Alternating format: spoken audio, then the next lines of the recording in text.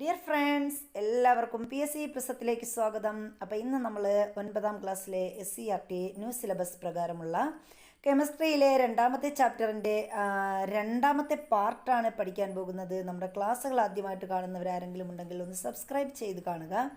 അതുപോലെ തന്നെ തൊട്ടടുത്തുള്ള ബെൽ ബട്ടൺ കൂടി എനേബിൾ ചെയ്താൽ നമ്മളിടുന്ന വീഡിയോസൊക്കെ അപ്പോൾ തന്നെ നോട്ടിഫിക്കേഷനായിട്ട് ലഭിക്കും. അതുപോലെ ക്ലാസ്സുകൾ ഇഷ്ടപ്പെട്ടാൽ ലൈക്ക് ചെയ്യാനും അതുപോലെ കമൻറ്റ് ചെയ്യാനും ഒന്നും മറക്കില്ല എന്ന വിശ്വാസത്തോടു കൂടി നമ്മൾ ക്ലാസ്സിലേക്ക് കടക്കുകയാണ്. അപ്പോൾ നമ്മൾ കഴിഞ്ഞ ക്ലാസ്സിൽ മൂലകങ്ങളെ, ഉത്കൃഷ്ട മൂലകങ്ങളും അതുപോലെ 1 മുതൽ 18 വരെയുള്ള മൂലകങ്ങൾ ഏതൊക്കെയാണെന്ന് നമ്മൾ പഠിച്ചു കഴിഞ്ഞു. ഇനി നമ്മൾ പഠിക്കാൻ പോകുന്നത് പ്രധാന ഗ്രൂപ്പ് മൂലകങ്ങൾ അല്ലെങ്കിൽ മെയിൻ ഗ്രൂപ്പ് എലമെൻറ്റ്സ് ഏതൊക്കെയാണെന്നാണ് പറയാൻ പോകുന്നത്. പീരിയോഡിക് ടേബിളിലെ 1ഉം 2ഉം ഗ്രൂപ്പുകളിലെയും 13 മുതൽ 18 വരെയുള്ള ഗ്രൂപ്പുകളിലെയും മൂലകങ്ങൾ പരിശോധിക്കാൻ നമ്മളോട് പറഞ്ഞിട്ടുണ്ട്. ഇനി അപ്പോൾ പീരിയോഡിക് ടേബിളിലെ 1ഉം 2ഉം ഗ്രൂപ്പുകളിലെയും 13 മുതൽ 18 വരെ ഗ്രൂപ്പുകളിലെയും മൂലകങ്ങൾ നമ്മൾ കണ്ടതാണ്. 1ഉം 2ഉം ഗ്രൂപ്പിലെ മൂലകങ്ങൾ നമ്മൾ പഠിച്ചു. എന്താണ്? ആൽക്കലി ലോഹങ്ങൾ, ആൽക്കലൈൻ എർത്ത് ലോഹങ്ങൾ, ഇതൊക്കെ നമ്മൾ പഠിച്ചായിരുന്നു. ഇവൻ നിങ്ങൾക്ക് പരിചിതമായ മൂലകങ്ങൾ ഏതൊക്കെയാണ്? അപ്പോൾ ഈ 1 മുതൽ 18 വരെയുള്ള ഗ്രൂപ്പുകളിൽ നിങ്ങൾക്ക് പരിചയമുള്ള മൂലകങ്ങൾ ഏതൊക്കെയാണെന്ന് അവരവർ എഴുതണം. പരിചയമുള്ള മൂലകങ്ങൾ ഏതൊക്കെയാണെന്ന്. ഇവയിൽ ലോഹങ്ങൾക്ക് ഉദാഹരണം എഴുതാൻ പറഞ്ഞിട്ടുണ്ട്. അപ്പോൾ ഈ 1 മുതൽ 1ഉം 2ഉം ഗ്രൂപ്പുകളിലെയും 13 മുതൽ 18 വരെയുള്ള ഗ്രൂപ്പുകളിലെയും മൂലകങ്ങൾ പരിശോധിച്ചിട്ട് ഇവയിൽ ലോഹങ്ങൾക്ക് ഉദാഹരണം എഴുതാൻ പറഞ്ഞിട്ടുണ്ട്. അപ്പോൾ ലോഹങ്ങൾ നമ്മൾ നോക്കുകയാണെങ്കിൽ ഒരുപാട് ലോഹങ്ങളുണ്ട് അല്ലേ? ഏതൊക്കെയാണ്? സോഡിയം, അതുപോലെ സിങ്ക്, ടിന്ന്, ലെഡ്, ഇതൊക്കെ ഏതിൽ വരുന്നതാണ്? നമ്മുടെ ലോഹങ്ങളിൽ വരുന്നവയാണ്. ഇനി അലോഹങ്ങൾ ഏതൊക്കെയാണെന്ന് ചോദിച്ചിട്ടുണ്ട്. ഇവയിൽ അലോഹങ്ങൾ ഉൾപ്പെടുന്നുണ്ടോ?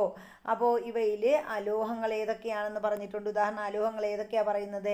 ഇപ്പോൾ നമുക്കിവിടെ ഓക്സിജൻ, അതുപോലെ ഓക്സിജൻ പറയാം. ഓക്സിജൻ ഒരു അലോഹമാണ്. അതുപോലെ ഏതാണ്? നൈട്രജൻ ഒരു അലോഹമാണ്. ഫ്ലൂറിൻ, ഇതൊക്കെ ഏതിൽ വരുന്നതാണ്? അലോഹങ്ങളിൽ വരുന്നതാണ്. അപ്പോൾ ഫ്ലൂറിൻ ഉണ്ട്. നമുക്ക് ഫോസ്ഫറസ് പറയാം. ഫോസ്ഫറസ് എന്താണ്? അലോഹത്തിൽ വരുന്നതാണ്. അപ്പോൾ ഫോസ്ഫറസ് പറഞ്ഞൂടെ? ഫോസ്ഫറസ് പറയാം. ഫോസ്ഫറസ്, പിന്നെ ഓക്സിജൻ നമുക്ക് പറയാം, അതുപോലെ നൈട്രജൻ പറയാം, ഫ്ലോറിൻ പറയാം. ഇതൊക്കെ എന്താണ്? അലോഹങ്ങളിൽ വരുന്നതാണ്. ഫ്ലോറിൻ ഇതൊക്കെ അലോഹങ്ങളിൽ വരുന്നതാണ്. ഇനി അടുത്ത് നമ്മളോട് ചോദിച്ചിരിക്കുന്നത് എന്താണ്? ഖരം, ദ്രാവകം, വാതകം എന്നീ അവസ്ഥകളിലുള്ള മൂലകങ്ങൾ ഈ ഗ്രൂപ്പുകളിൽ ഉൾപ്പെട്ടിട്ടുണ്ടോ? അപ്പോൾ ഖരം, അതുപോലെ ദ്രാവകം, വാതകം, ഈ അവസ്ഥയിലുള്ള മൂലകങ്ങൾ ഉൾപ്പെട്ടിട്ടുണ്ടോ? ഉണ്ട് അല്ലേ? അപ്പോൾ അങ്ങനെയാണെങ്കിൽ ഖരാവസ്ഥയിലുള്ള മൂലകങ്ങൾ ഏതൊക്കെയാണെന്ന് ചോദിച്ചിട്ടുണ്ട്. അപ്പോൾ നമുക്ക് പറഞ്ഞൂടെ? ഖരാവസ്ഥയിലാണെങ്കിൽ നമുക്ക് പറയാം പൊട്ടാസ്യം വരുന്നുണ്ട്. നമ്മുടെ പൊട്ടാസ്യം വരുന്നുണ്ട്. അതുപോലെ ഏതാണ്? നമ്മുടെ ലിഥിയം വരുന്നുണ്ട്. പിന്നീട് ഏതാണ്? കാൽസ്യം, ഇതൊക്കെ ഏതിൽ ഉൾപ്പെടുന്നുണ്ട്? കാൽസ്യം ഇതൊക്കെ ഖരാവസ്ഥയിലുള്ള മൂലകങ്ങളിൽ ഉൾപ്പെടുന്നുണ്ട്. ഇനി ഖരാവസ്ഥയിൽ മാറിയിട്ട് അടുത്ത് ദ്രാവകാവസ്ഥയിലാണെങ്കിൽ നമുക്ക് പറയാം. ഏതൊക്കെ പറയാം? സീസിയം ഉണ്ട്, ഫ്രാൻസിയം ഉണ്ട്, സീസിയം, അതുപോലെ ഫ്രാൻസിയം, പിന്നെ ഏതാണ്? ബ്രോമിൻ ഉണ്ട്. ബ്രോമിൻ, ഇതൊക്കെ എന്താണ്? ദ്രാവകാവസ്ഥയിലുള്ള മൂലകങ്ങളാണ്. ഇനി വാതകാവസ്ഥയിലുള്ള മൂലകങ്ങൾ ഏതൊക്കെയാണെന്ന് നോക്കാം.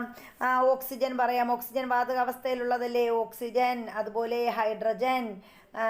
ഹൈഡ്രജൻ, പിന്നെ ആരാണ്? ഓക്സിജൻ ഉണ്ട്, ഹൈഡ്രജൻ ഉണ്ട്, പിന്നെ നമുക്ക് പറയാം നിയോൺ. ഇതൊക്കെ ഏതിലുള്ളതാണ്? നമ്മൾ ഈ പറഞ്ഞ നമ്മുടെ വാതക അവസ്ഥയിലുള്ള ലോഹങ്ങളാണ്. അപ്പോൾ ഇനി നമുക്ക് നോക്കാനുള്ളത് ഉപലോഹങ്ങളും ഈ ഗ്രൂപ്പുകളിൽ കാണപ്പെടുന്നു. അപ്പോൾ ഈ ഗ്രൂപ്പിൽ എന്തൊക്കെയുണ്ട്? ഓരോ ഗ്രൂപ്പുകളിലും എന്തുണ്ട്? ലോഹങ്ങളുണ്ട്, അലോഹങ്ങളുണ്ട്, ഉപലോഹങ്ങളുണ്ട്, ഖരാവസ്ഥയിലുള്ളവയുണ്ട്, ദ്രാവകാവസ്ഥയിലുണ്ട്, വാതകാവസ്ഥയിലുള്ള മൂലകങ്ങളൊക്കെ ഉണ്ട്. ഒപ്പം എന്തുകൂടിയുണ്ട്? ഉപലോഹങ്ങളും ഈ ഗ്രൂപ്പുകളിൽ കാണപ്പെടുന്നു. ലോഹ സ്വഭാവവും അലോഹ സ്വഭാവവും പ്രകടിപ്പിക്കുന്ന മൂലകങ്ങളെയാണ് നമ്മൾ എന്തെന്ന് പറയുന്നത്?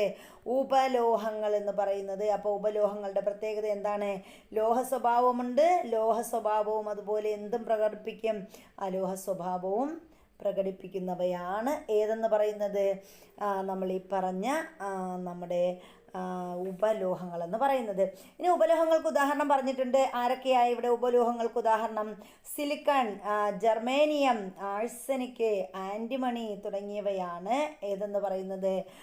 നമ്മുടെ ഉപലോഹങ്ങൾക്ക് ഉദാഹരണം. സിലിക്കൺ ഉണ്ട്, ജർമേനിയം ഉണ്ട്, ആഴ്സനിക് ഉണ്ട്, ആൻറ്റിമണി ഉണ്ട് തുടങ്ങിയവയാണ് നമ്മുടെ ഉപലോഹങ്ങൾ. ഇനി നോക്കിയേ, ഗ്രൂപ്പ് 1ലെയും ഗ്രൂപ്പ് 2ലെയും 13 മുതൽ 18 വരെയുള്ള ഗ്രൂപ്പുകളിലെയും മൂലകങ്ങൾ പ്രധാന ഗ്രൂപ്പ് മൂലകങ്ങൾ എന്നറിയപ്പെടുന്നു. അപ്പോൾ ഏതൊക്കെ ഗ്രൂപ്പുകളാണ് പ്രധാന ഗ്രൂപ്പ് മൂലകങ്ങൾ എന്നറിയപ്പെടുന്നത് നോക്കാം. ഗ്രൂപ്പ് 1ലെയും ഗ്രൂപ്പ് 2ലെയും 13 മുതൽ 18 വരെയുള്ള ഗ്രൂപ്പുകളിലെയും മൂലകങ്ങളെയാണ് എന്തെന്നറിയപ്പെടുന്നത്? പ്രധാന ഗ്രൂപ്പ് മൂലകങ്ങൾ എന്നറിയപ്പെടുന്നത്. അപ്പോൾ പ്രധാന ഗ്രൂപ്പ് മൂലകങ്ങൾ എന്ന് പറഞ്ഞാൽ 1-ാം ഗ്രൂപ്പ് മൂലകങ്ങൾ നമ്മൾ പഠിച്ചിട്ടുണ്ട്. 1-ാം ഗ്രൂപ്പ് മൂലകങ്ങൾ ആൽക്കലി ലോഹങ്ങളാണ്. 2-ാം ഗ്രൂപ്പ് മൂലകങ്ങൾ ആൽക്കലൈൻ എർത്ത് മൂലകങ്ങളാണ്. 13 മുതൽ 18 വരെയുള്ളവ നമ്മൾ പറഞ്ഞിട്ടുണ്ട്. അപ്പോൾ ഇതൊക്കെ എന്താണ്? ഈ മൂലകങ്ങളെയാണ് നമ്മൾ പ്രധാന ഗ്രൂപ്പ് മൂലകങ്ങൾ എന്ന് പറയുന്നത്. പ്രധാന ഗ്രൂപ്പ് മൂലകങ്ങളുടെ മറ്റൊരു പ്രത്യേകത എന്താണെന്ന് വെച്ചാൽ പീരിയോഡിക് ടേബിളിലെ 2ഉം 3ഉം പീരിയഡുകളിൽ ഉൾപ്പെട്ട പ്രധാന ഗ്രൂപ്പ് മൂലകങ്ങൾ ചുവടെ നൽകിയിട്ടുണ്ട്. അപ്പോൾ നമ്മുടെ പീരിയോഡിക് ടേബിൾ എടുത്തു കഴിഞ്ഞാൽ പീരിയോഡിക് ടേബിളിലെ 2ഉം 3ഉം പീരിയഡുകളിൽ ഉൾപ്പെട്ട പ്രധാന മൂലകങ്ങളാണ് ഇവിടെ തന്നിരിക്കുന്നത്. അപ്പോൾ നമ്മൾ ഇത് പഠിക്കുമ്പോൾ എന്ത് ചെയ്യണം?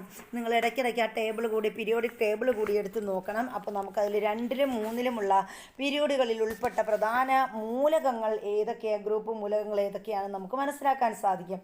അപ്പോൾ നമുക്കിവിടെ നോക്കാം. ഇവിടെ പീരിയഡ് 2ാമത്തെ പീരീഡിലെ മൂലകങ്ങൾ പറഞ്ഞിട്ടുണ്ട്. ഏതൊക്കെയാണ് 2ാമത്തെ പീരീഡിലെ മൂലകങ്ങൾ വരുന്നതാണ്? നമുക്ക് നോക്കാം ഏതൊക്കെയാ. പീരീഡ് അപ്പോൾ പീരീഡ് 2ൽ ഉൾപ്പെടുന്ന മൂലകങ്ങൾ നമുക്കിവിടെ തന്നിട്ടുണ്ട്. ഏതൊക്കെയാണ്? ലിഥിയം വരുന്നു, ബേരിയം വരുന്നു, അതുപോലെ boron, carbon, nitrogen, oxygen, florin, neon ഇവയാണ് ഏതെന്ന് പറയുന്നത്? 2ാം ഗ്രൂപ്പ് പീരിയഡിൽ 2ാമത്തെ പീരിയോഡിൽ ഉൾപ്പെടുന്ന മൂലകങ്ങൾ എന്ന് പറയുന്നത്. ഇനി 3ാമത്തെ പീരീഡിൽ ഏതൊക്കെയാണ്? Sodium, magnesium, aluminium, silicon, phosphorus, sulphur, chlorine, argon ഇവയൊക്കെയാണ് 2ാമത്തെ പീരീഡിൽ ഉൾപ്പെടുന്ന ആ ഒരു മൂലകങ്ങൾ എന്ന് പറയുന്നത്. ഇനി നോക്കിയേ, പട്ടികയിൽ നൽകിയിരിക്കുന്ന മൂലകങ്ങളുടെ ബാഹ്യതമ ഷെല്ലിൽ ഇലക്ട്രോൺ പൂരണം നടക്കുന്നത് എപ്രകാരമാണ്? അപ്പോൾ ഇതിൻ്റെ ബാഹ്യതമ ഷെല്ല് തന്നിട്ടുണ്ട്. ഇവയുടെ ബാഹ്യതമ ഷെല്ലിൽ ഇലക്ട്രോൺ പൂരണം നടക്കുന്നത് എങ്ങനെയാണ് എന്ന് ചോദിച്ചിട്ടുണ്ട്. ഇതാ ബാഹ്യതമ ഷെല്ലിൽ ഇലക്ട്രോൺ പൂരണം 1ാമത്തെ ഗ്രൂപ്പിലാണെങ്കിൽ നമ്മൾ ഇവിടെ ശ്രദ്ധിക്കാനുള്ളത് നമുക്ക് നോക്കാം. 2ാമത്തെ പീരീഡിൽ തന്നെ 1ാമത്തെ ഗ്രൂപ്പിൽ ആണെങ്കിൽ എത്രയാ? 2, 1. അപ്പോൾ 1ആണ് ബാഹ്യതമ ഷെല്ലിൽ വരുന്നത്. 2ാമത്തേൽ 2 വരുന്നു, 3ാമത്തേലാണെങ്കിൽ 3 വരുന്നു, 4ൽ 4, 5ാമത്തതിൽ 14ൽ 4 വരുന്നുണ്ട്, 13ലാണെങ്കിൽ എത്രയാണ്? 3 വരുന്നുണ്ട്, 15ാമത്തതിലാണെങ്കിൽ 5 വരുന്നുണ്ട്, 16ലാണെങ്കിലോ 6 വരുന്നുണ്ട്, 17ാമത്തെ ഗ്രൂപ്പിൽ 7 വരുന്നുണ്ട്, 18ാമത്തെ ഗ്രൂപ്പിലാണെങ്കിലോ ഏതാണ്? 8 വരുന്നുണ്ട്. അപ്പോൾ ഇതാണ് ഇതിൻ്റെ ബാഹ്യതമ ഷെല്ലിലെ ഇലക്ട്രോൺ വിന്യാസം എന്ന് പറയുന്നത്. ഇനി പീരീഡ് 3ൽ എങ്ങനെയാണ്? പീരീഡ് 3ലാണെങ്കിൽ ഇപ്പോൾ 1ാമത്തെ പീരീഡിൽ ആണെങ്കിൽ 1ആണ് ബാഹ്യതമ ഷെല്ലിൽ. 2ാമത്തെ പീരീഡിൽ 2ആണ്. 3ാമത്തേതിലാണെങ്കിൽ 13ാമത്തേതിൽ 3ആണ്. 14ആണെങ്കിൽ അവിടെയും 4. 15 ആണെങ്കിൽ 5, 16ൽ 6 വരുന്നുണ്ട്, 17ൽ 7 വരുന്നുണ്ട്, 18ൽ 8 വരുന്നുണ്ട്. അപ്പോൾ ഇതിൻ്റെ നമ്മൾ പീരിയോഡും അതുപോലെ അതിൻ്റെ ഗ്രൂപ്പും നോക്കിക്കഴിഞ്ഞാൽ ഒരേ രീതിയിലാണ് നമുക്ക് അതിൻ്റെ ഇലക്ട്രോൺ വിന്യാസം മനസ്സിലാക്കാൻ പറ്റുന്നത്. ഇവിടെ നോക്കിയേ, ഒരേ പീരിയഡിൽ ഇടത്ത് നിന്ന് വലത്തോട്ട് പോകും തോറും ബാഹ്യതമ ഇലക്ട്രോണുകളുടെ എണ്ണത്തിൽ എന്ത് മാറ്റമാണ് ഉണ്ടാകുന്നത്? അപ്പോൾ ഒരേ പീരിയഡിലാണെങ്കിൽ ഇടത്ത് നിന്ന് വലത്തോട്ട് പോകും തോറും ബാഹ്യതമ ഇലക്ട്രോണുകളുടെ എണ്ണത്തിൽ എന്ത് ചെയ്യുന്നുണ്ട്? വർധനവുണ്ടാകുന്നു അല്ലേ?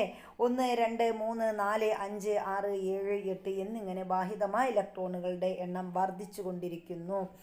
ഇനി ഇവിടെ പറയുന്നത്, ഒരേ പീരിയഡിൽ ഇടത്ത് നിന്ന് വലത്തോട്ട് പോകും തോറും പ്രധാന ഗ്രൂപ്പ് മൂലകങ്ങളുടെ ബാഹ്യതമ ഷെല്ലിൽ 8 ഇലക്ട്രോണുകൾ നേടുന്നത് വരെ ഓരോ ഇലക്ട്രോൺ വീതം കൂടി വരുന്നു. അപ്പോൾ ഇത് നമുക്ക് പഠിച്ചു വെക്കാനുള്ളതാണ്. ഒരു പീരിയഡിൽ ഇടത്ത് നിന്ന് വലത്തോട്ട് പോകും തോറും പ്രധാന ഗ്രൂപ്പ് മൂലകങ്ങളുടെ ബാഹ്യതമ ഷെല്ലിൽ 8 ഇലക്ട്രോണുകൾ നേടുന്നത് വരെ എന്ത് ചെയ്യുന്നു?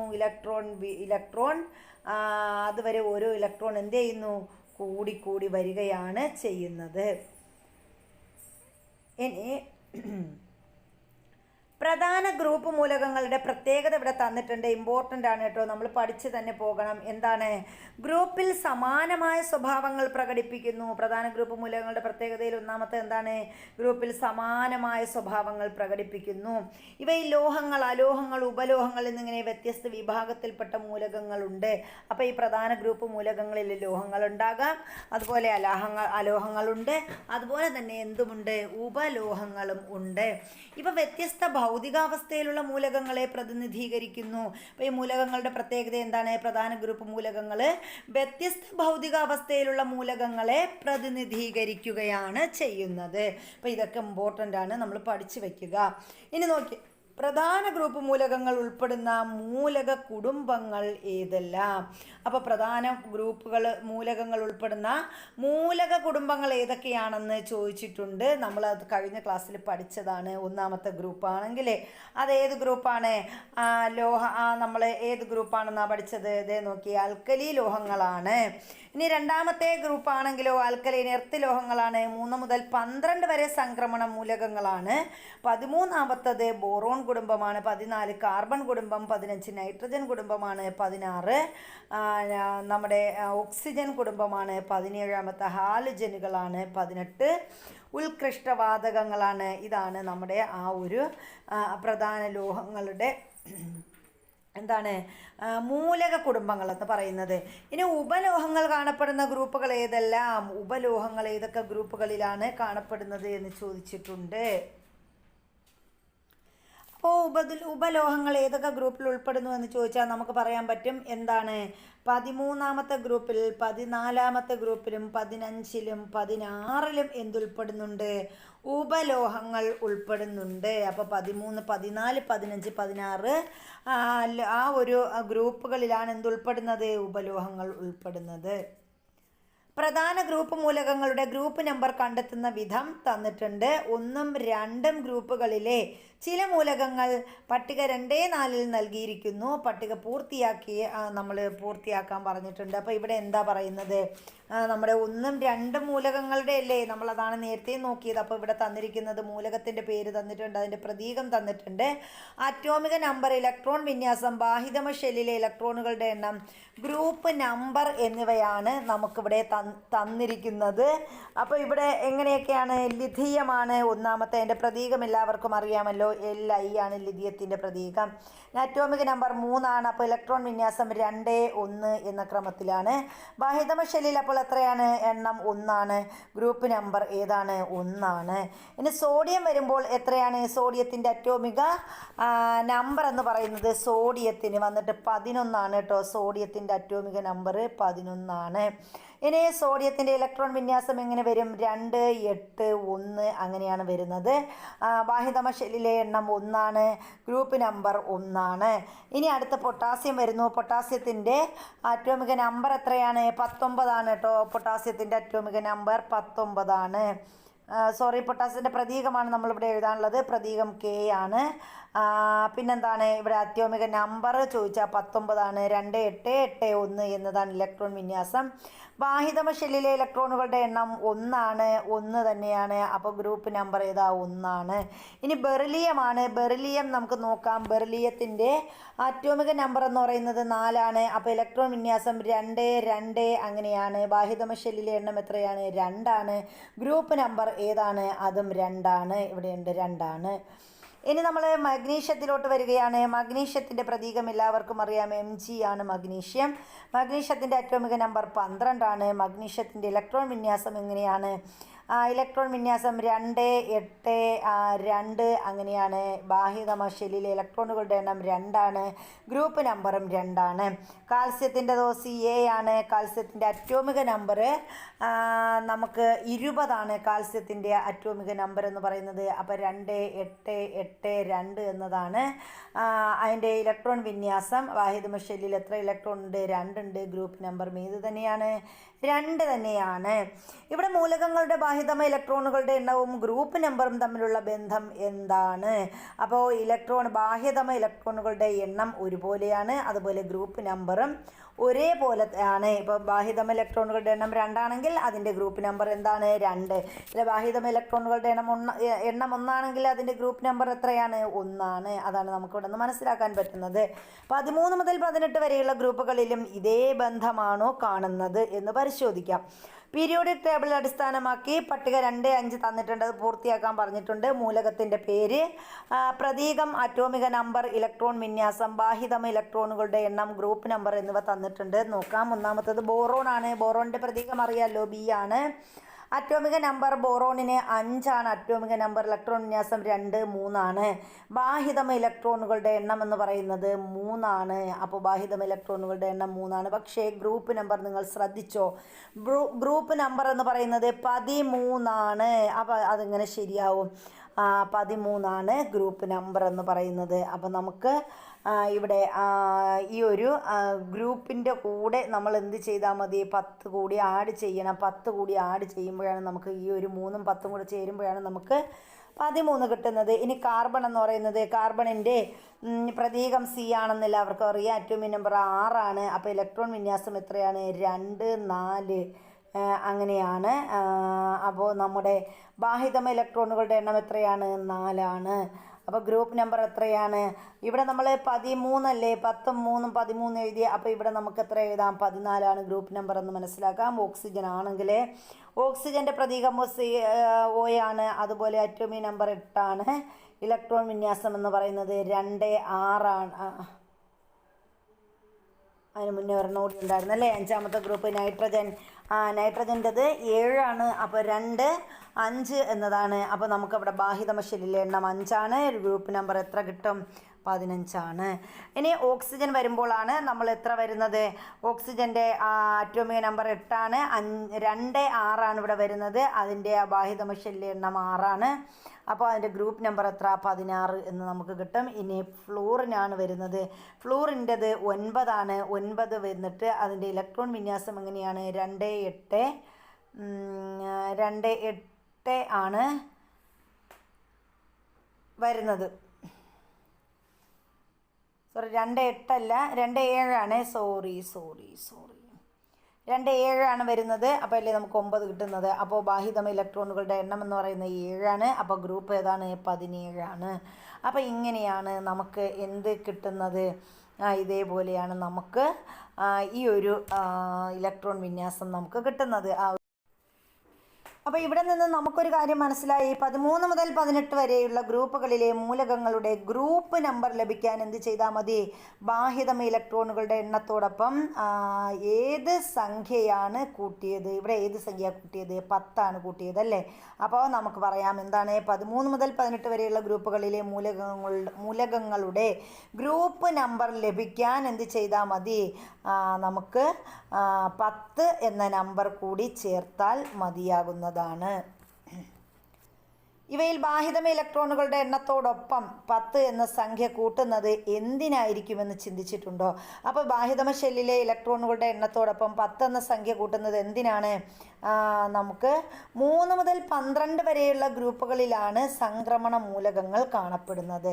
അപ്പോൾ 3 മുതൽ 12 വരെയുള്ള ഗ്രൂപ്പ്, അതവിടെയാണ് എന്ത് കാണുന്നത്? സംക്രമണ മൂലകങ്ങൾ കാണപ്പെടുന്നത്. ഇനി 3 മുതൽ 12 വരെയുള്ള ഗ്രൂപ്പുകളിലാണ് നമ്മൾ പറഞ്ഞു സംക്രമണ മൂലകങ്ങളുള്ളത്. എത്ര ഗ്രൂപ്പുകളിലായാണ് അവയെ വിന്യസിച്ചിരിക്കുന്നത്. അപ്പോൾ അവയെ ഇവിടെ നമുക്ക് തന്നിട്ടുണ്ട്. പീരിയോഡിക് ടേബിളിൽ രണ്ടാം ഗ്രൂപ്പ് കഴിഞ്ഞ് സംക്രമണ മൂലകങ്ങളുടെ 10 ഗ്രൂപ്പുകൾക്ക് ശേഷമാണ് 13-ാം ഗ്രൂപ്പ് മുതലുള്ള മൂലകങ്ങളെ വിന്യസിച്ചിരിക്കുന്നത്. അപ്പം അതിനുള്ള കാരണം നമ്മളിപ്പോൾ കണ്ടെത്തി. എന്താണ്? പീരിയോഡിക് ടേബിളിലെ രണ്ടാം ഗ്രൂപ്പ് കഴിഞ്ഞിട്ട് സംക്രമണ മൂലകങ്ങളുടെ 10 ഗ്രൂപ്പുകൾക്ക് ശേഷമാണ് എന്ത് വന്നിരിക്കുന്നത്? 13-ാം ഗ്രൂപ്പ് മുതലുള്ള മൂലകങ്ങളെ എന്ത് ചെയ്തിരിക്കുന്നത്? വിന്യസിച്ചിരിക്കുന്നത്. 13 മുതൽ 18 വരെയുള്ള ഗ്രൂപ്പ് നമ്പർ ലഭിക്കാൻ ബാഹ്യതമ ഇലക്ട്രോണുകളുടെ എണ്ണത്തോടൊപ്പം എന്ത് ചെയ്താൽ മതി? 10 എന്ന സംഖ്യ കൂട്ടുന്നത് എന്തിനാണ് എന്നിപ്പോൾ മനസ്സിലായില്ലേ? അപ്പം നമ്മൾ അതുകൊണ്ടാണ് 13 മുതൽ 18 വരെയുള്ള ഗ്രൂപ്പിൽ നമുക്ക് ലഭിക്കാൻ, ഗ്രൂപ്പ് നമ്പർ ലഭിക്കാൻ എന്ത് കൂട്ടണം? 10 എന്ന സംഖ്യ കൂട്ടിയാൽ മതി എന്ന് പറയുന്നത്. ഇനി നോക്കിയേ, മൂലകത്തിൻ്റെ പേര്, അവയുടെ പ്രതീകം, അറ്റോമിക നമ്പർ, ഇലക്ട്രോൺ വിന്യാസം, ഗ്രൂപ്പ് നമ്പർ എന്നിവ തന്നിട്ടുണ്ട്. അപ്പോൾ അതെങ്ങനെ എഴുതിയിരിക്കുന്നത്? ഇവിടെ ബോറോൺ നമുക്കറിയാം അറ്റോമിക നമ്പർ 5 ആണ്, ഇലക്ട്രോൺ വിന്യാസം 2, 3 ആണ്. അപ്പോൾ നമ്മൾ നേരത്തെ പറഞ്ഞതുപോലെ എന്ത് ചെയ്തു? 3 + 10 13 നമുക്ക് കിട്ടി. കാർബൺ ആണെങ്കിൽ എത്രയാണ്? 6. അപ്പോൾ 2 4 4 + 10 14 വന്നു. നൈട്രജൻ ആണെങ്കിലോ 2 5 5 + 10 15 നമുക്ക് കിട്ടി. ഓക്സിജൻ ആണെങ്കിലോ 2 6 6 + 10 16. ഫ്ലൂറിൻ ആണെങ്കിലോ 7 + 10 17 വന്നു.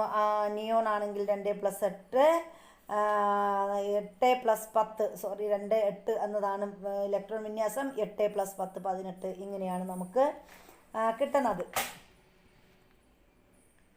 ഇനി മൂലകങ്ങളുടെ പീരിയഡ് നമ്പർ കണ്ടുപിടിക്കുന്ന വിധമാണ് പറഞ്ഞിരിക്കുന്നത്. പീരിയോഡിക് ടേബിളിൻ്റെ സഹായത്താൽ ചുവടെ കൊടുത്തിരിക്കുന്ന പട്ടിക പൂർത്തിയാക്കാൻ പറഞ്ഞിട്ടുണ്ട്. നമുക്കൊന്ന് നോക്കാം. മൂലകത്തിൻ്റെ പേര്, പ്രതീകം, അതിൻ്റെ അറ്റോമിക നമ്പർ, ഇലക്ട്രോൺ വിന്യാസം, ഷെല്ലുകളുടെ എണ്ണം, പീരിയഡ് നമ്പർ എന്നിവ നമ്മൾ ഇവിടെ ഒന്നാമത്തെ പീരീഡിൽ തന്നിട്ടുണ്ട്. ഇപ്പോൾ ഇവിടെ നമുക്ക് തന്നിരിക്കുന്ന ഹൈഡ്രജനാണ്. അറ്റോമിക് നമ്പർ 1 ആണെന്നറിയാം. ഇലക്ട്രോൺ വിന്യാസം 1 ആണ്. ഷെല്ലുകളുടെ എണ്ണം 1 ആണ്. പീരീഡ് എത്രയാണ്? 1 ആണ്. ഇനി ഹീലിയം വരുമ്പോൾ എത്രയാണ്? അറ്റോമിക നമ്പർ എത്രയാ? 2 ആണ്. ഇലക്ട്രോൺ വിന്യാസം എത്രയാണ്? 2 ആണ്. ഷെല്ലുകളുടെ എണ്ണം എത്രയാണ്? 1 ആണ്. പീരീഡ് എത്രയാണ്? പീരീഡ് എന്ന് പറയുന്നത് നമുക്കറിയാം. അപ്പോൾ പീരീഡ് നമ്പർ എത്രയാണ്? ഇവിടെ നമുക്ക് പീരീഡ് രണ്ടാമത്തെ ബാഹ്യതമ ഷെല്ലിൽ 2 വന്നിരിക്കുന്നത്. അപ്പോൾ അവിടുത്തെ പീരീഡ് എന്ന് പറയുന്നത് എത്രയാണ്? ഇവിടെ രണ്ടാമത്തെ പീരീഡാണ്. ഇനി ലിഥിയത്തിൻ്റെ അറ്റോമിക നമ്പർ നമുക്കറിയാം 3 ആണ് അറ്റോമിക നമ്പർ എന്ന് പറയുന്നത്. അപ്പോൾ നമുക്ക് ഇവിടെ ഇലക്ട്രോൺ വിന്യാസം 2 1 അങ്ങനെയാണ് കിട്ടുന്നത്. ഷെല്ലുകളുടെ എണ്ണം എത്രയാണ്? ഷെല്ലുകളുടെ എണ്ണം എന്ന് പറയുന്നത് 2 ആണ്. 2 ഷെല്ലുകളാണ്. ഇനി ഇവിടുത്തെ പീരീഡ് നമ്പർ എത്രയാ? പീരീഡ് നമ്പർ എന്ന് പറയുന്നത്, അപ്പോൾ ഇവിടുത്തെ പീരീഡ്, ലിഥിയത്തിൻ്റെ പീരീഡ് ഏത് പീരീഡാണ്? 2 ആണ്. രണ്ടാമത്തെ പീരീഡാണ്. ഇനി നോക്കിയേ, ബെറിലിയമാണ് അറ്റോമിക നമ്പർ എന്ന് പറയുന്നത് 4 ആണ്. ഇലക്ട്രോൺ വിന്യാസം എന്ന് പറയുന്നത് 2 2 അങ്ങനെയാണ്. ഷെല്ലുകളുടെ എണ്ണം എന്ന് പറയുന്നത് ഷെല്ലുകളുടെ എണ്ണം 2 ആണ്. അപ്പോൾ ഇവിടുത്തെ പീരീഡ് നമ്പറും 2 ആണ്. സോഡിയം 11 ആണ്. അപ്പോൾ നമുക്ക് സോഡിയത്തിൻ്റെത് എഴുതുമ്പോൾ 2 8 1 എന്ന് എഴുതാം. 2 8 1 2 8 1 ആണ്. അപ്പോൾ ഇവിടുത്തെ നമ്മുടെ ഈ ഒരു ഷെല്ലുകളുടെ എണ്ണം എത്രയാ? 3 ആണ്. അവിടുത്തെ ഗ്രൂപ്പ് നമുക്ക് ഏതാണ്? പീരീഡ് നമ്പർ നോക്കുമ്പോഴാണെങ്കിൽ അത് 3 ആണ്. അടുത്ത് മഗ്നീഷ്യമാണ്. മഗ്നീഷ്യത്തിൻ്റെത് 12 ആണ് കേട്ടോ. 12 ആണ്. 2 8 2 അങ്ങനെയാണ് നമുക്ക് കിട്ടുന്നത്. അപ്പോൾ ഇവിടുത്തെ മഗ്നീഷ്യത്തിൻ്റെ ഷെല്ലുകളുടെ എണ്ണം 3 ആണ്. അതിൻ്റെ മഗ്നീഷ്യത്തിൻ്റെ ഷെല്ലുകളുടെ എണ്ണം 3, അതിൻ്റെ പീരീഡും 3 ആണ്. ഇനി അടുത്ത് വരുന്നത് ആരാണ്? നമ്മുടെ മഗ്നീഷ്യം കഴിഞ്ഞാൽ പൊട്ടാസ്യമാണ്. പൊട്ടാസ്യത്തിൻ്റെ 19 ആണ്. 2 8 8 1. അപ്പോൾ ഇതിൻ്റെ ഷെല്ലുകളുടെ എണ്ണം എത്രയാണ്? ഇവിടുത്തെ ഷെല്ലുകളുടെ എണ്ണം 4 ആണ്. അതുപോലെ ഗ്രൂപ്പും ഏതാണ്? 4ാമത്തെ ഗ്രൂപ്പാണ്. കാൽസ്യം ആണെങ്കിലോ 20 ആണ്. 2 8 8 2 ആണ്. ബാഹ്യതമ ഷെല്ല്, അതായത് ഇലക്ട്രോൺ വിന്യാസം, ഇത് നമ്മുടെ ഷെല്ലുകളുടെ എണ്ണം എന്ന് പറയുന്നത് 4 ആണ്. ഇവിടുത്തെ ഗ്രൂപ്പ് ഏതാണ്? 4 ആണ്. അപ്പോൾ ഇതാണ് നമുക്ക് ഇവിടെ നിന്ന് കിട്ടുന്നത്. ഇനി നോക്കാം. പട്ടികയിൽ നൽകിയിരിക്കുന്ന മൂലകങ്ങളുടെ പീരിയഡ് നമ്പറും ഷെല്ലുകളുടെ എണ്ണവും തമ്മിൽ എന്തെങ്കിലും ബന്ധം കണ്ടെത്താമോ? അപ്പോൾ മൂലകങ്ങളുടെ പീരിയഡ് നമ്പറും ഷെല്ലുകളുടെ എണ്ണം, അതായത് ഷെല്ലുകളുടെ എണ്ണവും പീരിയഡ് നമ്പറും എങ്ങനെയാണ് തുല്യമാണ് എന്ന് നമുക്ക് മനസ്സിലാക്കാം. മൂലകങ്ങളിൽ അവയുടെ ആറ്റങ്ങളിലെ ഷെല്ലുകളുടെ എണ്ണമാണ് പീരിയഡ് നമ്പർ. അപ്പോൾ മൂലകങ്ങളിൽ എങ്ങനെയാണ് അവയുടെ ആറ്റങ്ങളിലെ ഷെല്ലുകളുടെ എണ്ണമാണ് പീരിയഡ് നമ്പറായിട്ട് പറയുന്നത്.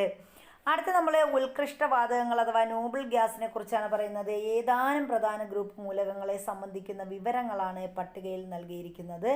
പട്ടിക 2.8 പൂർത്തിയാക്കി സയൻസ് ഡയറിയിൽ രേഖപ്പെടുത്താൻ പറഞ്ഞിട്ടുണ്ട്. അപ്പോൾ മൂലകത്തിൻ്റെ പേര്, പ്രതീകം, അറ്റോമിക നമ്പർ, ഇലക്ട്രോൺ വിന്യാസം, ഗ്രൂപ്പ് നമ്പർ ഇതൊക്കെ എഴുതാൻ പറഞ്ഞിട്ടുണ്ട്. നമുക്കൊന്ന് നോക്കാം. മൂലകത്തിൻ്റെ പ്രതീക ഹീലിയം, അറ്റോമിക നമ്പർ 2 ആണ്, ഇലക്ട്രോൺ വിന്യാസം 2 ആണ്. ഗ്രൂപ്പ് നമ്പർ ഏതാണ്? ഹീലിയത്തിൻ്റെ ഗ്രൂപ്പ് നമ്പർ എന്ന് പറയുന്നത് 18 ആണ്. അപ്പോൾ ഇവിടെ നമ്മൾ ഉത്കൃഷ്ടവാതകങ്ങളാണ് നോക്കുന്നത്. അപ്പോൾ 18 ആണ്. ഇനി നിയോണിൻ്റെ അറ്റോമിക നമ്പർ എന്ന് പറയുന്നത് ഇവിടെ 10 ആണ് കേട്ടോ. 10. ഇലക്ട്രോൺ വിന്യാസം എന്താണ്? 2.8 ആണ്. അവിടുത്തെ ഗ്രൂപ്പ് നമ്പർ എത്രയാണ്? 18 ആണ്. ആർഗൺ അതിൻ്റെ ആർഗണിനാണെങ്കിൽ അറ്റോമിക നമ്പർ 18, ഇലക്ട്രോൺ വിന്യാസം 2.8.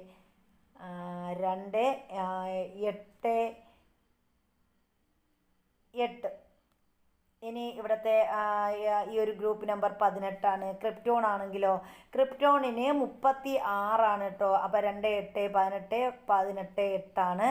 അപ്പോൾ ഇതിൻ്റെ ഗ്രൂപ്പ് നമ്പറും 18 ആണ്. അപ്പോൾ എല്ലാത്തിൻ്റെയും ഗ്രൂപ്പ് നമ്പർ എത്രയാണ്? 18 ആണ്. നമ്മൾ ഈ പറഞ്ഞ മൂലകങ്ങളുടെയൊക്കെ ഗ്രൂപ്പ് നമ്പർ. മുകളിൽ കൊടുത്തിരിക്കുന്നവ ഉത്കൃഷ്ടവാതകങ്ങളാണല്ലോ. അതെ. ഇവ ഏത് ഗ്രൂപ്പിൽ ഉൾപ്പെടുന്നു? ഇവ ഏത് ഗ്രൂപ്പിലാണ് ഉൾപ്പെടുന്നത്? 18ാം ഗ്രൂപ്പിൽ ഉൾപ്പെടുന്നു. ഹീലിയം ഒഴികെ മറ്റ് മൂലകങ്ങളുടെ ബാഹ്യതമ ഷെല്ലിലെ ഇലക്ട്രോണുകളുടെ എണ്ണത്തിൻ്റെ പ്രത്യേകത എന്താണ്?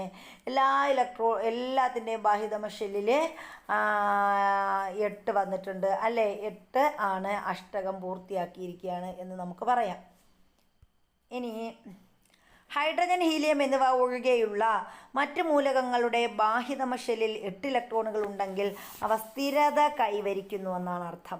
ഇത്തരത്തിൽ സ്ഥിരത നേടാനാണ് എല്ലാ മൂലക ആറ്റങ്ങളും രാസപ്രവർത്തനങ്ങളിൽ പങ്കെടുക്കുന്നത്. ഇതിനെ സംബന്ധിച്ച് കൂടുതൽ വിശദമായി അടുത്ത യൂണിറ്റിൽ നമ്മൾ പഠിക്കും കേട്ടോ. അപ്പോൾ നമ്മൾ ഇവിടെ പറഞ്ഞ എന്താണ്? സ്ഥിരത നേടാൻ വേണ്ടിയാണ് എല്ലാ മൂലകങ്ങളും എന്ത് ചെയ്യുന്നത്? രാസപ്രവർത്തനത്തിൽ ഏർപ്പെടുന്നത് എന്നാണ് നമ്മൾ പഠിച്ചത്. അടുത്ത് നമ്മൾ നോക്കുന്നത് സ്ഥിരത കൈവരിച്ച ഇലക്ട്രോൺ ക്രമീകരണമുള്ളതിനാൽ സാധാരണ നിലയിൽ 18ാം ഗ്രൂപ്പ് മൂലകങ്ങൾ രാസപ്രവർത്തനങ്ങളിൽ പങ്കെടുക്കുന്നില്ല. അപ്പോൾ ചിലപ്പോൾ സ്റ്റേറ്റ്മെൻ്റായിട്ട് ചോദിക്കാം നമ്മളോട് 18ാം ഗ്രൂപ്പ് മൂലകങ്ങൾ രാസപ്രവർത്തനത്തിൽ പങ്കെടുക്കുന്നു എന്നൊക്കെ പറയാം. അപ്പോൾ എന്താണ്? സ്ഥിരത കൈവരിച്ചത് കൊണ്ട് അവിടെ എന്താണ്? ഇലക്ട്രോൺ ക്രമീകരണം ഉള്ളതിനാൽ ആ സാധാരണ നിലയിൽ 18ാം ഗ്രൂപ്പ് മൂലകങ്ങൾക്ക് എന്ത് വേണ്ട? അവർക്ക് രാസപ്രവർത്തനത്തിൽ പങ്കെടുക്കേണ്ട ആവശ്യമില്ല. ഇനി ഇവിടെ P8 അതുപോലെ Q10, R12, S18 എന്നീ മൂലകങ്ങൾ തന്നിരിക്കുന്നു.